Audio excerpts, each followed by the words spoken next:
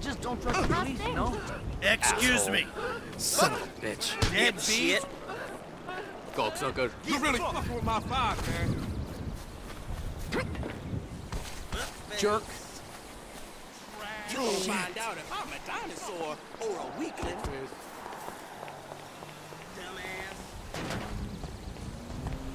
Dickweed.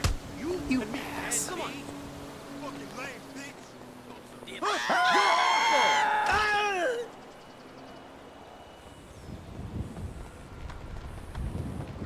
God damn. Asshole. I'm gonna tan your behind.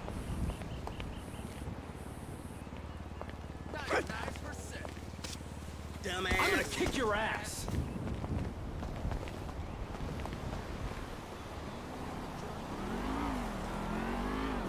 I Go back to the basement. in my day. You're really making shit. my skin crawl. I can fight too, you know. Oh, fuck. Census Footface. statistic. Holy shit! Jesus!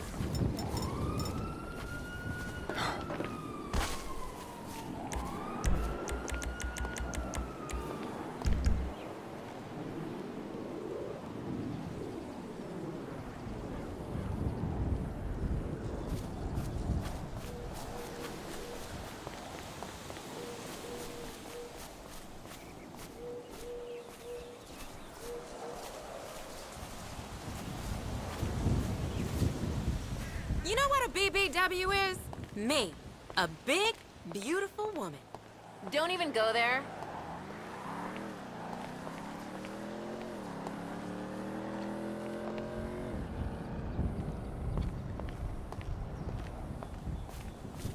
My man was staring at this blonde, so I... Oh, no! Shit!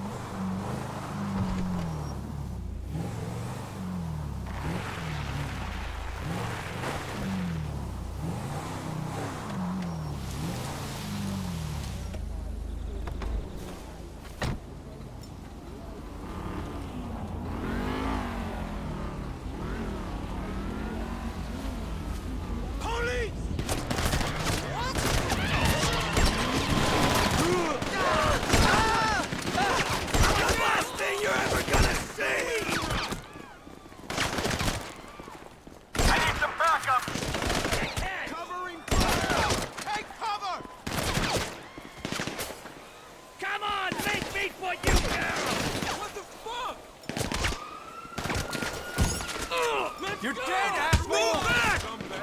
Screw you!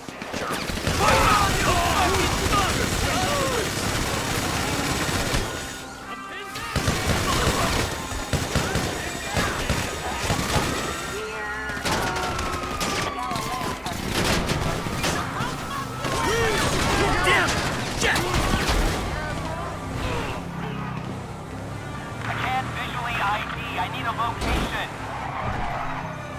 Eagle 7, no suspects from up here.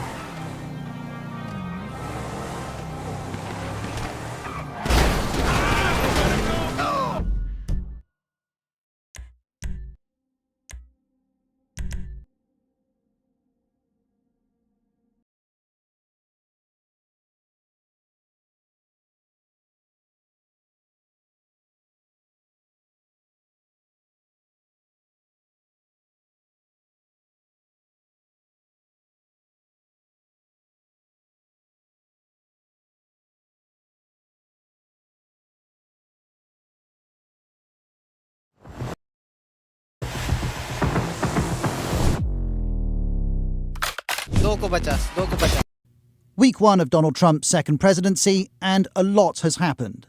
On Monday, he was sworn in. I was saved by God to make America great again.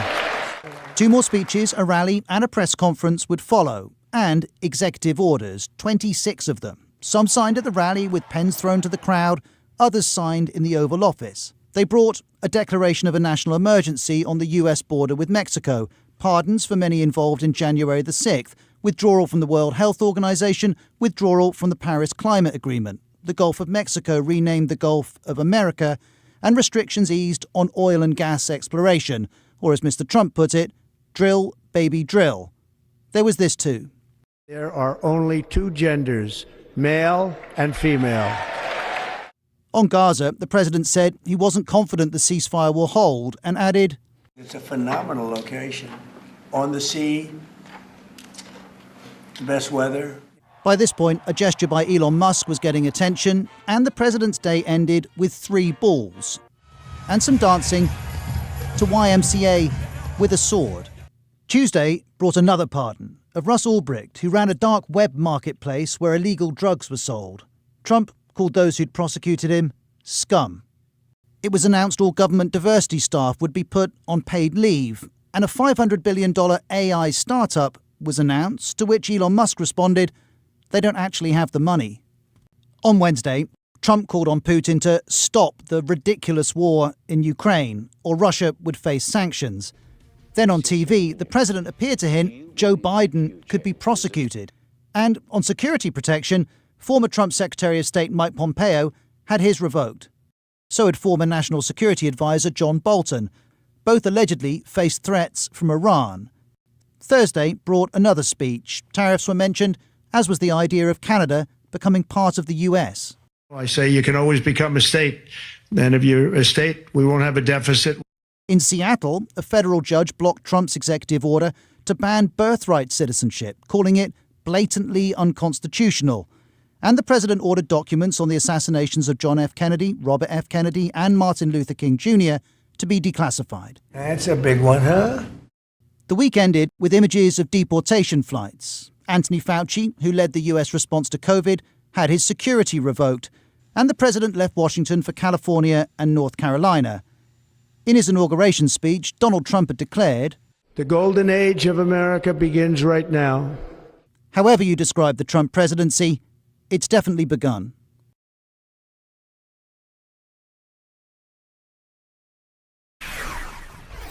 Today, from Washington, Donald Trump read a teleprompter speech to the World Economic Forum annual meeting in Davos, Switzerland. And I make the point about the teleprompter because it means that the things that Donald Trump said that are completely untrue were fully premeditated lies. It's one thing to misstate something when you're speaking extemporaneously. We've all done that. But to have staff type a lie into a teleprompter that you can then tell to listeners in Switzerland, all of whom know it's a lie, is the kind of unique choice that in the history of the American presidency has been made only by Donald Trump. He also made choices in that teleprompter speech that weren't lies, but were things that no other president would say, like this. I'll demand that interest rates drop immediately, and likewise, they should be dropping all over the world. Interest rates should follow us. The Federal Reserve Board sets interest rates in this country. Other countries set interest rates through similarly structured, independent financial arms of their governments. It has never been within the powers of the President of the United States to set interest rates. And because the Federal Reserve was created in 1913 as an independent body, presidents have refrained from telling the Federal Reserve what to do with interest rates, even when they wish they could. But Donald Trump is trying to trample on the independence of the Federal Reserve. The Federal Reserve Chair, Republican Jerome Powell, who was first appointed by Donald Trump and then reappointed by Joe Biden to another 5-year term, doesn't sound afraid of Donald Trump. If he asked you to leave, would you go? No. Do you think that legally you're not required to leave? No. Do you believe that the president has the power to fire or demote you, and has the Fed determined the legality of a president demoting at will any of the other governors with leadership positions? Not permitted under the law. And so Donald Trump, who likes to flaunt his power, didn't realize that he was flaunting his powerlessness with Jerome Powell today. The lie Donald Trump told to the World Economic Forum today is a lie he has told just about every day of his political career. It's one thing to tell a lie to people who don't know it's a lie, like Trump supporters at a Trump rally. It's another thing, it is indeed pathological, to tell a lie directly to people who all know it's a lie. You're going to recognize this lie when you hear it. You've heard it before. Here's today's version. If you don't make your product in America, which is your prerogative, then very simply you will have to pay a tariff, differing amounts, but a tariff which will direct hundreds of billions of dollars and even trillions of dollars into our treasury to strengthen our economy and pay down debt. No, you won't. You won't have to pay a tariff. Everyone at the World Economic Forum knows who pays the tariffs, and they all know it's not them. The only people who pay the Trump tariffs, which do indeed end up in the United States Treasury, are the only people who can contribute to the United States Treasury, the people of the United States of America. If Donald Trump puts a tariff on televisions made in China or South Korea, when they arrive at the port of entry of this country, that tariff is not paid by anyone in China or any foreign country. That tariff will be paid literally at the dock by the person or company in the United States who wants that TV. So basically, the way it works is someone from Best Buy is at the dock at the Port of Los Angeles or wherever the TVs come in whatever container ship they come in on. And when those goods come into this country, when the big shipment of TVs made in Asia arrives for Best Buy, Best Buy's person is right there paying the tariff. In this case, it's say a Trump 50% tariff right at the dock, and that tariff is paid by Best Buy directly to the same person who's been at that dock since the start of this country, a customs agent right there at the dock, collecting the money from the American standing there at the dock, who's paying him that money called a tariff. And that customs agent, in effect, then sends that money to the United States Treasury. And the TV that Best Buy was going to sell for $1,000 now costs $1,500 because Best Buy has to make up the money that it just paid for the 50% tariff at the port of entry. When you buy the TV, you'll never see the tariff built into the price of it. You'll just see the $1,500. But if Donald Trump imposes the kind of tariff he's threatening to impose, you will see the prices of televisions at Best Buy go up by at least 50%. Good customer service is more important than you think. After all, it is the key to keeping your customers happy and ensuring they stick with your business. Donald Trump's choice of Treasury Secretary said in his confirmation hearing that he doesn't expect the price of imported televisions to go up 50% because he expects the television manufacturers in Asia to cut their prices by 50% so that you'll continue to buy their TVs at the same price. A TV manufacturer might be able to do that for a very short period of time if the tariff were, say, 5% or less. So it could be on a very low tariff for a very short time that a foreign manufacturer would lower the price so that the product that you buy, you wouldn't experience the price increase, but the money paid for that tariff would still be paid by that same person, that same American importer at the dock, which is to say, by Americans. The Americans who imported those TVs would pay those tariffs. No foreign country has ever paid 1 penny of tariffs to the United States in the history of tariffs. A tariff is taking money, a Trump tariff is taking money from Americans in exactly the same way that a tax is taking money from Americans. And Donald Trump doesn't want you to know that his tariffs take money from you. And so it is his most enduring and most repeated lie. Actually, the correct way for Donald Trump to say what he was trying to say today would be, if you don't make your product in America, which is your prerogative, then very simply the American people will have to pay a tariff, differing amounts, but a tariff, which will direct hundreds of billions of dollars and even trillions of dollars into our treasury to strengthen our economy and pay our debt. Of course, he's wildly overestimating how much money you can raise from tariffs, which is why no country in the world tries to rely on tariffs to finance their government. The American people alone pay Trump tariffs. No one else on the planet, no one in China will ever pay a Trump tariff. We patiently await the White House press corps confronting Donald Trump about his perpetual lie about tariffs, something they have never done.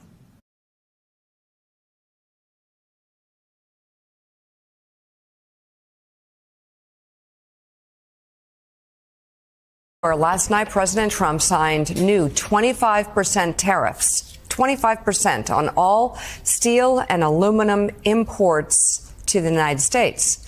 The tariffs apply to all shipments of the metals, including from Canada and Mexico, despite Trump granting a 30-day delay of the blanket tariffs on all goods from those countries last week. U.S. steel and aluminum suppliers may benefit from the decision, as they'll have the chance to undercut foreign competitors.